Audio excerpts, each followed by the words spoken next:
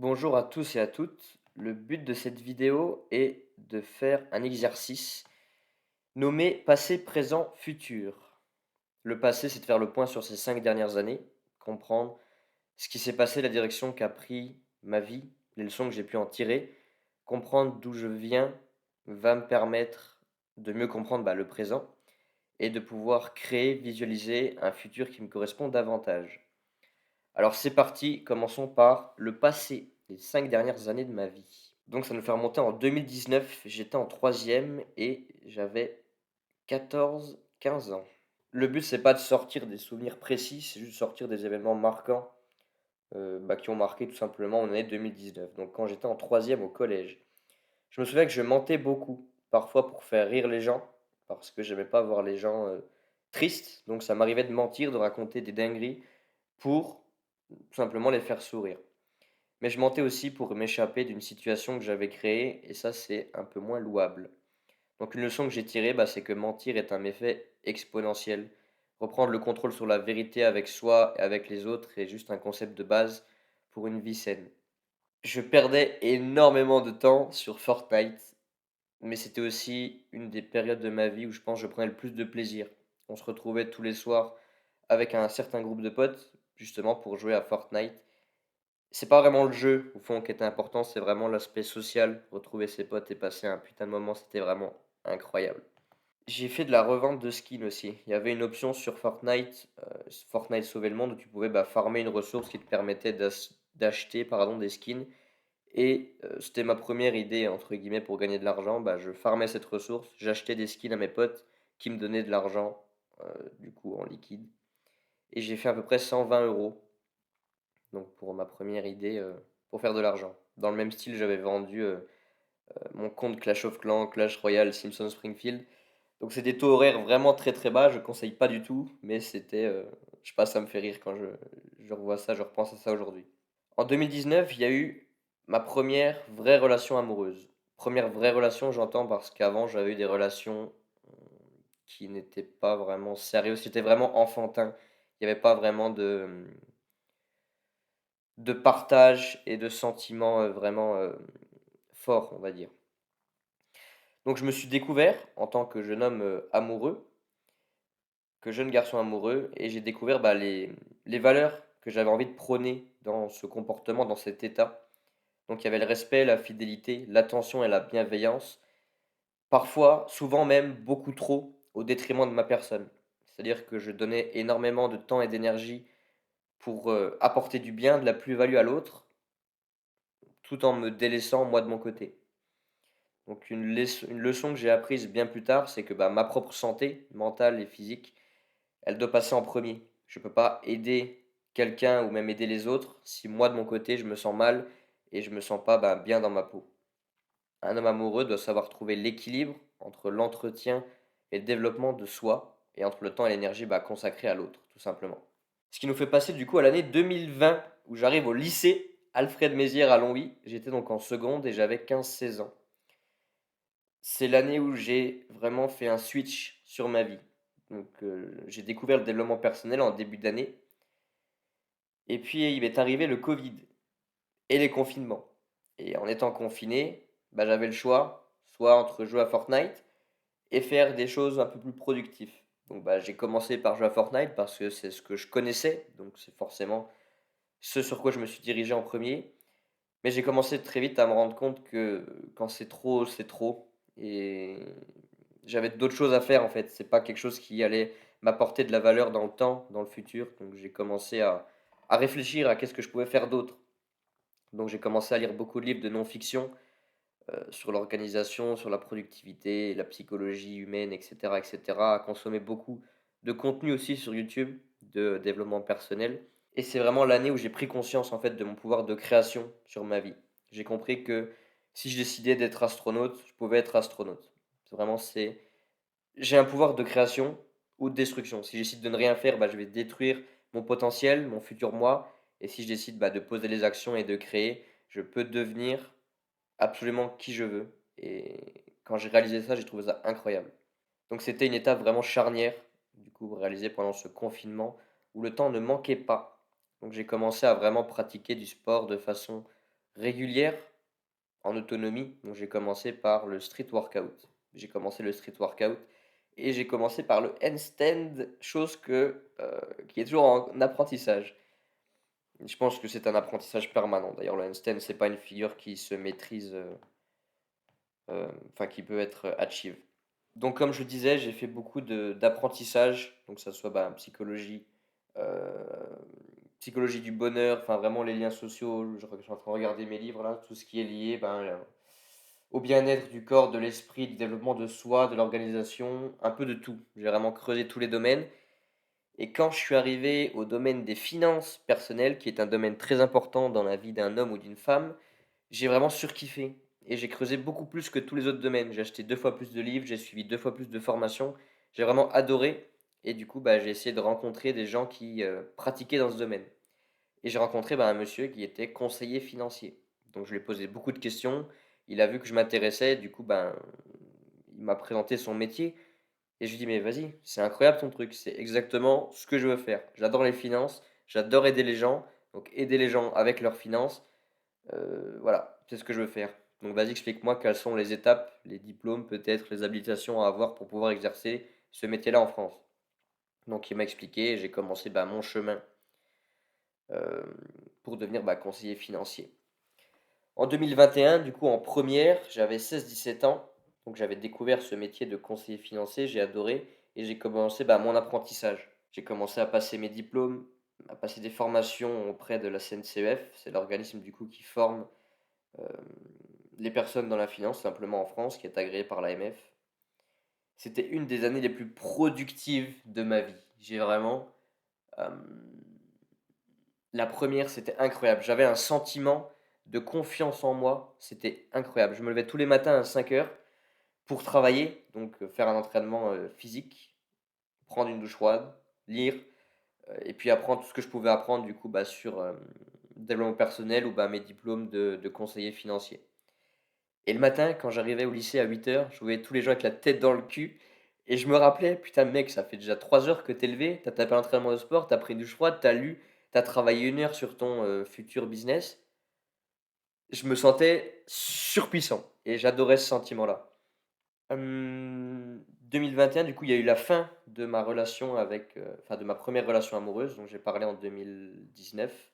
C'était une période douloureuse, mais au final très formatrice et très révélatrice. C'est seulement après que j'ai compris que j'étais, pas trop amoureux, mais trop dépendant émotionnellement et j'ai compris, bah, qu'il fallait garder une certaine autonomie émotionnelle et pas compter sur quelqu'un pour, déjà être heureux et pour poser des actions, pour son bien-être personnel et j'ai vraiment commencé, bah, à me focus sur moi-même. Donc il y a eu la fin de la relation et j'ai commencé à me focus de plus en plus sur moi-même, donc à, vraiment, charbonner le sport et tout ce qui est apprentissage perso.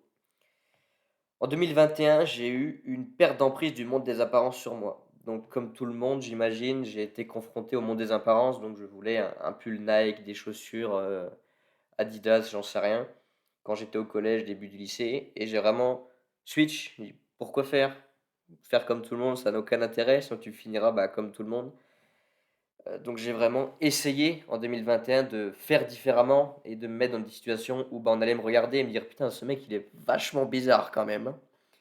Donc pour en citer, 3 que j'ai marqués, j'étais au Père Noël, déguisé en Père Noël, pardon, au lycée, pour donner des bonbons dans les classes en fin d'année, un truc con mais qui me faisait rire moi et mes potes. Et petite anecdote, j'ai charmé une demoiselle déguisée en Père Noël, donc voilà, déguisez-vous en Père Noël, ça marche. J'ai lancé une chaîne YouTube, du coup cette, chaîne YouTube où je postais des vidéos, de moi qui résumais des livres. C'était à la fois pour développer mes compétences, donc bah, de compréhension d'idées et pour pouvoir les retranscrire à l'oral, donc développer aussi mon art oratoire et puis tout simplement pour me confronter au regard des autres et voir ce que ça pouvait évoquer et créer chez moi. J'ai également charmé une demoiselle avec des vidéos YouTube, donc vraiment tout est possible, hein. Et je me suis lancé dans un défi, j'ai appelé ça le défi short, en savoir que j'ai toujours du mal aujourd'hui, mais j'ai vraiment eu du mal par le passé à, entre guillemets, «bien m'habiller». Donc j'en avais vraiment rien à foutre. J'étais en jogging, en short et au mois d'octobre, une journée où il faisait à peu près bon, bah, j'étais en short et un pote à moi est venu me dire: «Putain, mais t'es encore en short? Tu sais qu'on est en novembre ou en octobre? Hem, je suis sûr que tu pas les couilles de passer l'hiver et l'année en short». Je dis: «Ah ouais? Si tu veux, je passe même le bac en short». Il dit: «Ah ouais? Vas-y, je te parie 10 balles». Du coup, j'étais motivé, j'étais voir tous les potes que je connaissais, quoi. J'ai dit: «Ah ouais, tu penses que moi je passerai l'année en short? Non? OK, viens, on parie 10 balles». Du coup, j'ai passé l'année en short, hiver, vent, neige compris, et j'ai dû gagner à peu près 130 balles. C'était con, mais qu'est-ce que c'était kiffant. Et du coup, les gens se souviennent de moi pour le mec qui était en short en hiver. J'ai croisé des gens, à Nouvel An qui m'ont dit: «Ah ouais, mais tu le mec qui était au lycée en short là tout le temps?» J'ai dit: «Ouais, c'est moi». Enfin, un bon souvenir également. J'ai découvert la maçonnerie et les métiers du bâtiment en 2021. Donc après le confinement, au-delà de travailler sur moi-même, je voulais aussi travailler et commencer à rentrer un petit peu d'argent. Donc bah, je me suis renseigné aux alentours de chez moi et il y avait une entreprise de maçonnerie, où on pouvait aller, ben, déjà découvrir et puis aider. Donc à la base, je pensais juste pousser des brouettes. Au final, ça fait 3 4 ans que, bah, je travaille toujours avec ces personnes et puis, bah, j'ai fait vraiment énormément de choses. J'ai travaillé en tant que couvreur, en tant que plombier, j'ai fait un peu d'électricité, croque-mort aussi, enfin vraiment des histoires incroyables.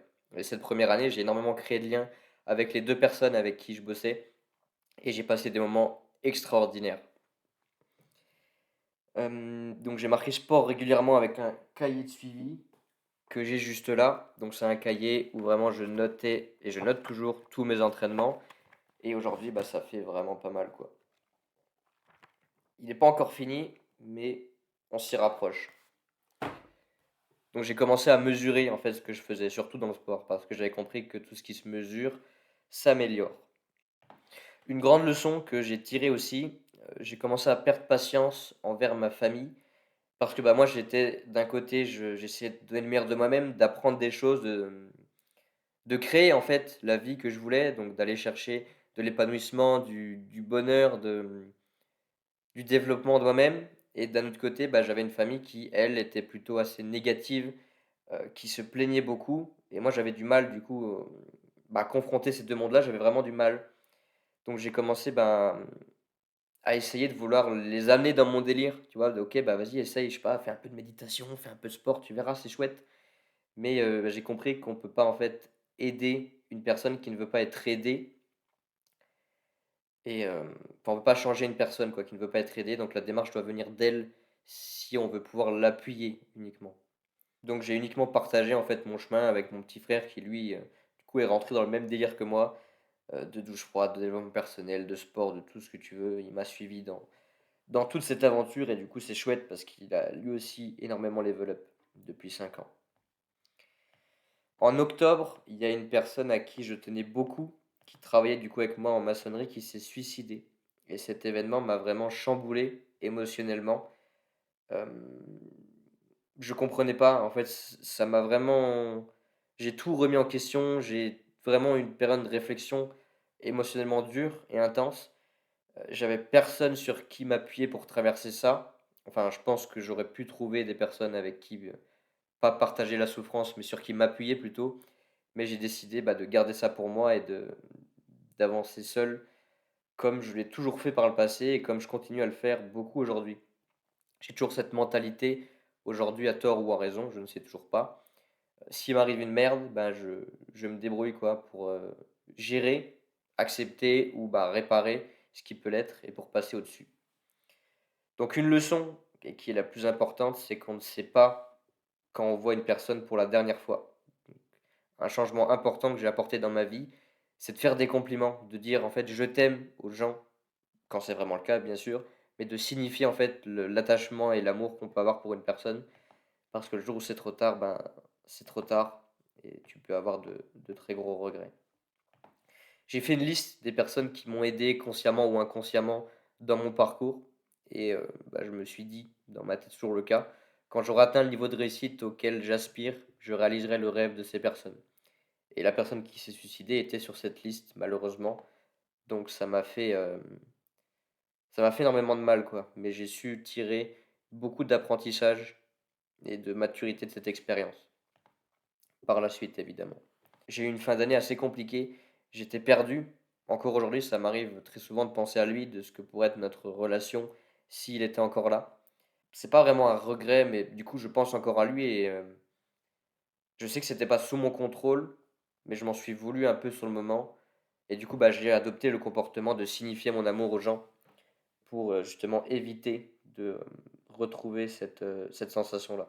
Et puis dernier truc que j'ai noté, je me suis rendu compte que j'avais une mentalité proactive, c'est-à-dire que j'allais chercher le positif, l'apprentissage, l'expérience et j'attendais pas que les choses arrivent à moi et je suis très fier de cet état d'esprit. Je pense que c'est vraiment la base de ce qui m'a mené là où j'en suis aujourd'hui. Aller chercher les choses et pas attendre qu'elles viennent à moi-même. En 2022, donc j'étais en terminale, j'arrive en terminale toujours au lycée Alfred Mézières, 17-18 ans. Du coup, suite à, cet événement traumatisant de fin 2021, bah, j'ai perdu un peu en discipline sportive en sachant que je le regretterais. Heu, je pense qu'aujourd'hui je serais, beaucoup plus loin si j'avais continué. Mais bon, j'ai découvert le principe de ramadan, enfin j'ai découvert. Je connaissais pas en fait je savais que ça existait mais je savais pas à quoi ça correspondait. J'ai dit: «Vas-y, let's go, j'ai envie d'essayer le jeûne». Donc pendant la période de ramadan, c'était en avril je crois, mai, bah, j'ai fait le même jeûne que faisaient les musulmans, donc je mangeais pas le matin, je mangeais pas pardon dès que le soleil se levait et je pouvais commencer à manger et à boire quand le soleil se couchait. Et je pense que c'était une chouette expérience. J'ai partagé ça du coup avec, 4 amis, dont une qui était musulmane, 2 autres qui sont aussi cons que moi et qui se sont dit: «Vas-y, let's go, on a envie de découvrir ça» et c'était une super expérience.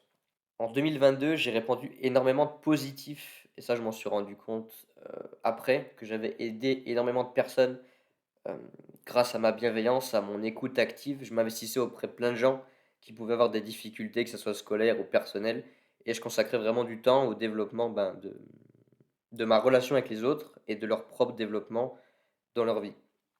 À la fin du lycée, par exemple, j'ai écrit une soixantaine, j'ai plus le nombre exact, mais j'ai écrit une soixantaine de lettres manuscrites à chaque personne que j'avais rencontrée durant mon lycée et qui avait, un tant soit peu marqué ma scolarité. Donc avec qui j'avais rigolé, avec qui j'avais partagé des moments, de sport, de cohésion et cetera. J'ai écrit 60 lettres, j'ai pas eu de retour de tout le monde, mais les retours que j'ai eus sont extrêmement positifs. En même temps, du coup, que, tout ce que je faisais déjà, je rénovais une ancienne maison qui était dans la famille, pour plus d'indépendance, donc l'année prochaine. J'avais une vision sur l'année prochaine, donc rénover, c'est un mot assez fort. J'ai plus nettoyé et rendu habitable une ancienne maison qui appartient à la famille tout simplement, pour pouvoir aller y vivre l'année d'après. J'y allais en vélo après mes journées de cours, donc je rentrais le mercredi, je crois, je rentrais à midi. Je prenais mon vélo et j'allais là-bas pour nettoyer, ranger, détapisser, enfin faire vraiment ce qu'il y avait à faire et j'ai vraiment kiffé faire ça, genre je prenais du plaisir et enfin c'était incroyable. Durant mon année de terminale, j'ai vraiment, eu le syndrome de l'imposteur, mais pas au sens propre, enfin je me sentais pas à ma place en fait à l'école. J'avais compris que c'était plus l'endroit où je devais être et que je devais être ailleurs, notamment sur le chemin de l'entrepreneuriat. Hem, j'ai pensé à plusieurs reprises à tout planter pour, bah, écouter mon cœur et me barrer et j'ai tenu le coup. Enfin, j'ai été jusqu'au bac, au diplôme pour, parce que j'avais fait, bah, la promesse à ma mère qu'elle aurait ce petit bout de papier. Pourquoi, je ne sais pas, parce que même elle, elle sait pas pourquoi elle voulait ce petit bout de papier qui ne sert à rien. Enfin, je me suis promis de ne plus jamais faire quelque chose, qui me correspondait pas. Pour moi, le bac, je l'ai vraiment vécu comme un échec. Donc j'ai eu mon bac avec, mention, mais, je l'ai vraiment vécu comme un échec parce que je savais que, au fond de moi, je ne devais pas être là et je faisais des efforts. J'allais dans une direction qui n'était pas la direction là où je voulais aller. Donc j'ai vraiment vécu très mal tout ça. J'ai tenu le coup aussi parce que, bah, j'avais des potes, incroyables et que j'allais en cours pas pour écouter ou travailler, mais juste pour passer des moments avec eux et voilà, c'était chouette. Donc j'en avais enfin l'école en terminale, ça me faisait énormément rire, mais pas dans le bon sens du terme. D'ailleurs, le grand oral du bac, ça aussi, c'était une dinguerie. Comme le reste de l'année, j'ai fait vraiment à la nique sa mère. On avait 1 an pour préparer un sujet pour présenter devant, bah, 2 observateurs, 2 personnes qui sont là pour t'écouter et noter la plus-value, la valeur de ce que tu racontes et en fait, j'ai expliqué pourquoi j'avais pas fait le boulot qui était demandé. Donc on devait choisir un sujet en fonction de ses spécialités. Moi, j'avais histoire, géopolitique et sciences économiques et sociales, donc tout ce qui est lié aux sciences économiques et au social. Donc je devais choisir un sujet qui avait un rapport quoi, avec ces thématiques. Je sais pas, je m'en bats les couilles de ta question, j'ai des nouvelles Air Max. Voilà, salut. Et au final, mon sujet, ça a été bah, pourquoi je n'ai pas fait le travail qu'on m'a demandé. Mais j'avais construit vraiment un, un plan détaillé et c'était vraiment un exposé construit avec de la plus-value pour moi et pour les personnes qui m'écoutaient. Donc il y avait bah, en grand un, je crois qu'il y avait la notion de temps. Ok, bah, je suis quelqu'un d'énormément ambitieux. Je travaille à côté, je passe des diplômes pour devenir conseiller financier à côté. L'école, je sais que ça ne mènera nulle part, ça ne m'apportera rien, en tout cas personnellement, du côté, enfin le côté diplôme, j'entends, ne m'apportera rien à moi. Heu, Côté, aussi respect de mes valeurs, je sais que cet exercice, enfin, ne m'apportera rien de plus. Ça ne me fera pas grandir en tant qu'homme et aussi pour une expérience challengeante, je crois que j'avais mis, ben, faire ce que je suis en train de faire là, ça me demande, enfin, d'avoir des couilles, de sortir de ma zone de confort. Donc je pense que faire ça, ça m'apportera plus de plus-value à moi, à mon âme, à qui je suis, plutôt que simplement faire l'exercice qui m'était demandé. Donc c'était vraiment du quitte ou double et bah, j'ai quitté. J'ai 8. Mais j'ai eu la même note qu'un pote qui lui avait vraiment fait l'exercice demandé et avait passé des heures, enfin des heures et des heures, n'exagérons pas. J'ai eu la même note qu'un mec qui avait vraiment fait l'exercice et du coup ça m'a fait, très, très rire aussi.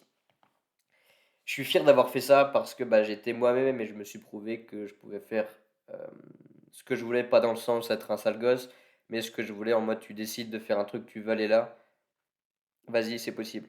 J'ai obtenu mon dernier diplôme pour être, bah, consultant en gestion de patrimoine.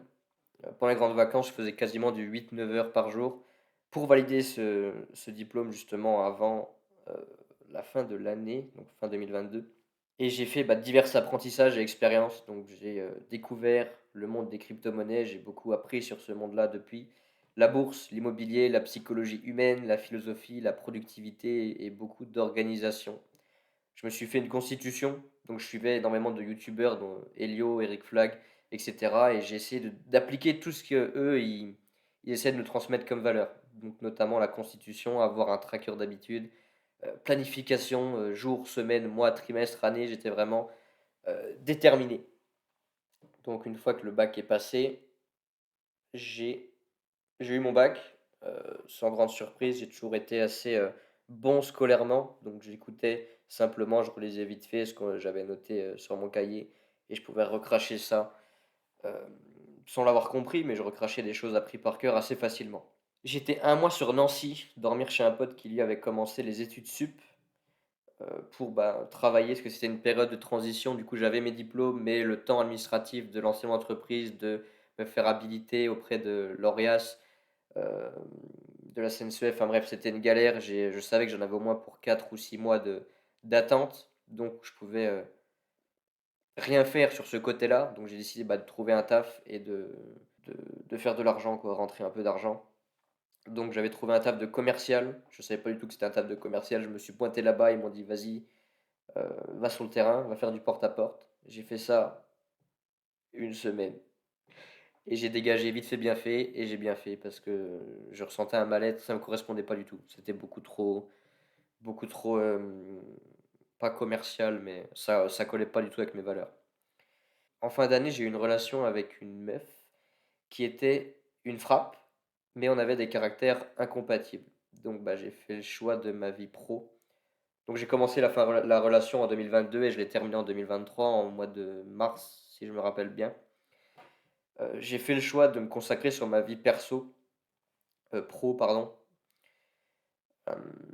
parce que je suis conscient que je suis dans une phase de ma vie où je peux me permettre d'avoir un déséquilibre, c'est-à-dire enfin, de me concentrer, mettre 80% de mon temps et de mon énergie sur ben, mon aspect professionnel.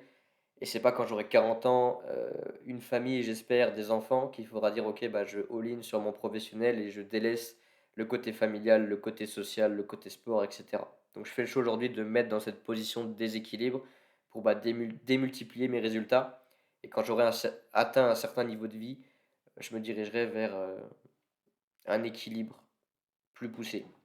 Ça, c'est une idée que j'ai retenue d'un podcast d'Eric Flag pour l'anecdote. Donc pour résumer, 2022, c'était une année compliquée, marquée par le manque de sens de ma scolarité, la perte d'être cher, beaucoup d'incompréhension, d'incertitude, mais surtout beaucoup de progrès grâce à toutes les épreuves que j'ai surmontées, pardon. J'ai sensiblement grandi.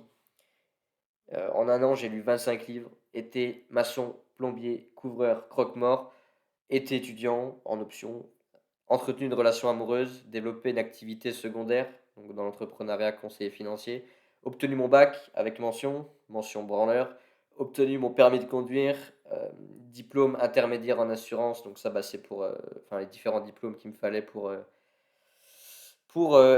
prétendre au statut de conseiller financier, pratiquer et progresser dans de nombreux sports, notamment le street workout, découverte et apprentissage du monde des investissements et des cryptos, rénover partiellement une maison pour pouvoir y vivre l'année d'après, réparer la Polo. La Polo, c'est ma petite voiture. Puis il a dérapé, il a tapé un grillage, bah il l'a mangé l'auto carrément. Le rétro il est plié. Et là c'est tout manger, c'est tout manger, manger, manger, manger, manger. Et expérimenter le jeune style Ramadan. Je suis un jeune homme qui s'écoute, qui n'a pas peur de faire les choses, qui veut et s'en donne les moyens. Et ça, c'est chouette. Une petite réflexion que j'ai notée, je traverse tout seul. Donc ça, j'en ai déjà parlé. Je sais toujours pas en fait si c'est vraiment une bonne chose de traverser tout seul. J'imagine que d'un côté, oui et non, tout n'est pas tout noir ou tout blanc. C'est chouette parce que du coup, bah, je me sens responsable et je sais que je peux compter sur moi. Tout ce qui m'est tombé sur la gueule, j'ai toujours réussi à le gérer tout seul, mais je me dis qu'un jour, peut-être, il y aura un truc qui sera trop gros et que j'aurai besoin de l'appui de quelqu'un pour pouvoir bah, le surpasser. Mais vu que j'ai jamais appris à prendre l'aide des autres, eh ben, je ne sais pas si j'en serai capable. Donc, pour l'instant, je ne sais pas si c'est bon ou mauvais, mais c'est comme ça que je fonctionne. Donc on arrive en 2023, donc j'ai pu commencer mon activité de conseiller en gestion de patrimoine vraiment bien. Première année, bah, j'ai fait 500 000 de volume d'affaires de valider avec beaucoup de difficultés. C'était vraiment une galère sur la fin. Mais c'était chouette. J'ai rencontré à peu près une centaine de clients avec qui j'ai énormément bah, appris, apporté de valeur aussi. J'ai énormément de retours positifs. Et ça, c'est chouette d'avoir des retours positifs quand tu débutes. C'est vraiment incroyable. De voir que tu apportes vraiment de la valeur et que tu peux changer, améliorer le quotidien d'autres personnes, c'est vraiment génial. Donc, enfin, 2023, j'ai pas fait le même résumé que les autres, j'ai vraiment noté plein de trucs random. Euh, donc, j'ai fait énormément de crypto cette année, donc j'ai farmé beaucoup d'airdrop. Je me suis vraiment informé et éduqué sur le monde des crypto-monnaies. J'ai refait la période de Ramadan que j'avais fait en 2022. J'ai commencé à faire des travaux dans une chambre de cette petite maison pour accueillir mon petit frère qui du coup vit avec moi depuis bah, la rentrée de septembre là. Il est rentré en première et du coup bah, il vit avec moi quoi ici. Donc j'ai commencé à faire sa chambre mais j'ai toujours pas fini.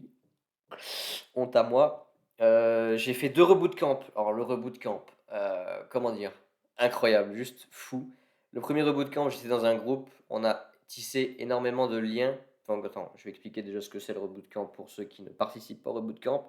Le reboot camp, c'est un programme de Elio Avilamunos, un youtubeur donc qui fait beaucoup de sport, de dev perso, de développement bah, de l'esprit et du corps tout simplement. Donc il a créé un programme où on se retrouve dans un groupe de mecs, de 5 à 6, où tous les jours, tu as des modules de formation, de leçons, donc qui couvrent tous les aspects de la vie d'un homme. Donc bah, le sport, les finances, l'organisation, la séduction, les femmes, enfin vraiment tout ce qui est possible et imaginable. Et tu arpentes ça avec un tracker. Tous les jours, tu as une routine matinale et, c'est pas estivale, c'est enfin, une routine du soir à faire, à cocher, à valider. Et chaque erreur donc, que tu ne fais pas dans chaque case que tu ne coches pas dans cette routine t'infligera un certain nombre de pompes le dimanche lors du purgatoire avec les mecs de ton groupe. Donc ça m'est arrivé de taper je crois que le max qu'on a fait c'était 540 pompes parce que on n'avait pas fait bien nos devoirs de la semaine. Donc reboot camp, une expérience folle. Je pense que ce qui rend ça le plus inspirant et enfin, ce qui fait que ça apporte le maximum de valeur, c'est le fait que tu avances avec des mecs, hem, dans un groupe et du coup, tu crées vraiment un lien de confiance. Enfin, tu crées un lien, quoi, avec ces mecs-là et tu le gardes après. Donc en dehors des appels de groupe qui sont, prévus, donc pour, bah, faire les pompes et pour, échanger sur telle ou telle idée, on se faisait toujours des calls en off où on s'appelait en 1v1 pour échanger sur une idée ou sur un domaine d'expertise d'un mec, ou alors des calls de groupe pour, bah, débattre de telle ou telle idée. Parce qu'on avait compris, bah, que, les autres, c'est ta meilleure ressource et donc c'est chouette de pouvoir échanger et d'apprendre des autres. Donc j'ai fait 2 reboot camp, 2 sessions du coup de 1 mois et c'était vraiment enfin les personnes que j'ai rencontrées, je suis vraiment très reconnaissant de tout ce qu'on a pu faire. On s'est challengé. heu, j'ai déglingué mon record de gainage qui était en dessous des 10 minutes et je crois du coup mon meilleur record maintenant c'est 36 parce que je me suis challengé avec un autre mec du reboot camp qui est aussi, très déterminé dans ce qu'il fait et enfin vraiment, reboot camp je recommande à tout le monde, c'est vraiment une expérience folle. J'ai failli mourir sur une toiture que je faisais, donc sur les toitures, tu as des lattes, tu as des lattes, des tuiles. Les tuiles, il faut pouvoir les bouger pour les mettre entre les lattes pour que les tuiles, elles tiennent et comme je suis un tocard, on m'a dit: «Marche pas sur le milieu de la latte parce que ça casse, marche sur les croix» et comme j'étais fatigué, j'ai pas fait attention, j'ai marché sur le milieu de la latte et mon pied, il est passé à travers et j'étais comme ça, les pieds dans le vide. Enfin voilà, j'ai failli mourir sur une toiture, c'était chouette. J'ai fait beaucoup d'événements avec mon taf, donc on a un réseau d'indépendants. Du coup, ben, ça regroupe tous les indépendants du milieu de la gestion de patrimoine et du coup, c'est chouette parce on organise des événements pour se voir, se rencontrer, apprendre des choses, des formations, en physique, tous ensemble. Et j'ai fait plein d'événements en 2023, 2021 où on était à la montagne, juste marcher quoi, faire des randonnées, c'était vraiment très chouette. Au mont Taillefer, près de Lyon.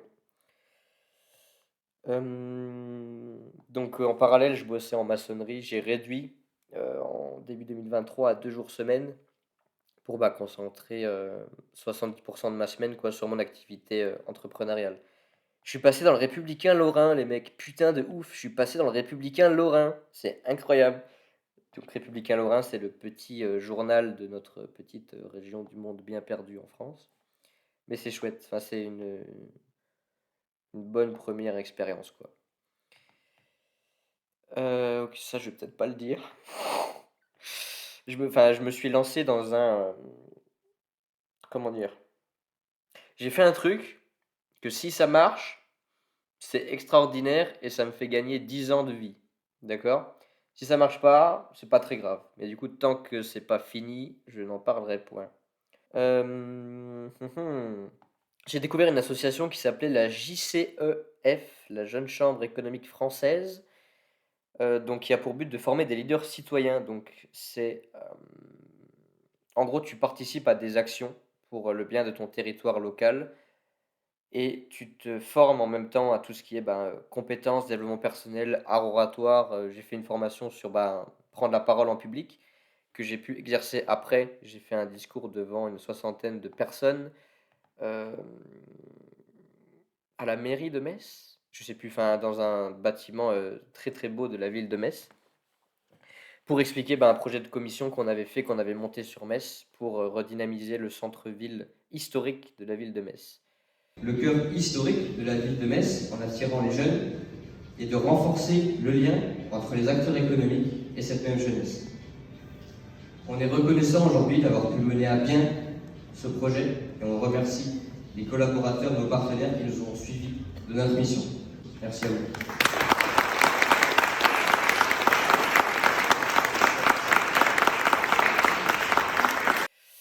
Qu'est-ce que j'ai fait d'autre en 2023? J'ai participé à un événement qui s'appelait la Tournée 110 de Franck Nicolas. Donc, cet événement à Paris d'un motivateur, on va dire, du 21e siècle. C'était vraiment très, très motivant pour un événement de motivation.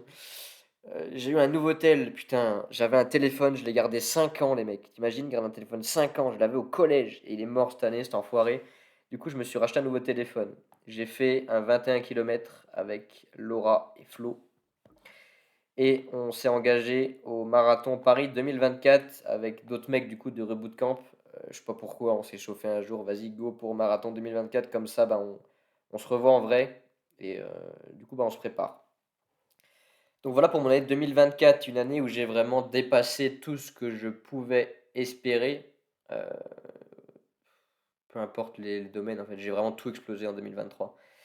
J'ai eu des périodes un peu compliquées, j'ai eu des périodes où j'étais pas très performant et pertinent même, mais j'ai réussi toujours à retenir le positif et à chercher le positif partout. Donc voilà pour mes dernières années. On va passer maintenant au présent, tout simplement le présent. Donc le but c'est de faire là, le présent, le bilan de ma situation actuelle. Donc selon 5 domaines de la vie. Professionnellement, je suis amoureux de mon métier et je suis fier de ce que j'apporte au quotidien. Je suis vraiment épanoui. Je suis encore au tout début, forcément, je suis très jeune, je suis au tout début de mon activité entrepreneuriale. Hem, je pense que je pourrais avancer plus vite, mais je préfère, mais je pense que je prends mon temps de faire les choses bien. J'avance très vite, mais je prends vraiment le temps de faire les choses bien pour construire vraiment une fondation très, très solide pour l'avenir. Professionnellement, c'est chouette. Socialement, j'ai beaucoup de contacts, de plus en plus de qualité. J'ai vraiment compris qu'on est la moyenne des 5 personnes qu'on côtoie le plus. Donc je décide proactivement de plus en plus les personnes avec qui j'essaie de partager mon temps. Et du coup, je vais chercher des personnes de qualité à travers bah, des programmes comme le Reboot Camp où tu rencontres des mecs pépites. Enfin, j'essaye vraiment d'aller chercher de la qualité au quotidien avec qui je partage mon temps. Socialement, j'ai noté aussi, j'ai encore un peu de mal à aller vers des inconnus. C'est une chose que je vais travailler en 2024, notamment des inconnus femelles. Mais je vais taffer ça. Dans mes relations amoureuses, donc, je suis conscient que aujourd'hui, en tout cas, j'ai des standards élevés parce que je suis quelqu'un qui a déjà des standards élevés pour soi-même. Donc, je vois pas pourquoi la personne avec qui je partagerais ma vie serait euh, pas moins bien que moi. Mais en fait, je veux qu'on soit sur un pied d'égalité. C'est-à-dire que je lui apprends des choses, elle m'en apprend, mais pas que ce soit déséquilibré. En mode, je lui apprends 90% et elle que 10. Non, je veux que ça soit une meuf qui soit aussi déterminée que moi, qui charbonne et qui en a dans le caleçon. Ça n'a aucun sens. Je veux une meuf qui en a dans le caleçon, voilà, c'est ça que je veux exactement. Non, je veux que pour avoir une relation durable, je veux vraiment une personne. Je veux que ça soit une Tom Sabourette, voilà. C'est une expression une dame m'a sortie. Le jour où tu rencontreras l'élu, ça sera toi, mais sans couilles. Ok, sympa. Famille, j'ai compris, donc on peut pas aider ceux qui ne veulent pas. Et je me focus sur ceux bah, qui veulent prendre ce que j'ai à leur apporter, notamment mon petit frère. Euh, de ce que je vois aujourd'hui, j'ai été un élément motivant pour lui. Enfin, il s'est vraiment inspiré de tout ce que moi j'ai essayé en fait, que ça soit bah, l'exposition au froid, le développement personnel, l'entrepreneuriat, tout, absolument tout. Il a tout essayé dans sa vie. Donc il y a des trucs qu'il n'a pas gardé parce que ça ne lui correspondait pas, mais il a tout essayé. Et du coup, bah, forcément, il a level up comme un malade aussi. Et du coup, bon, on partage énormément de choses aujourd'hui, le sport, développement personnel, tout. Mais une chose qu'on ne partage pas assez, c'est nos émotions, nos ressentis. Moi, j'essaye de lui transmettre mes émotions, mes sentiments sur certaines choses, mais lui, il a encore beaucoup de mal là-dessus. Ça fait partie, lui, de son propre travail.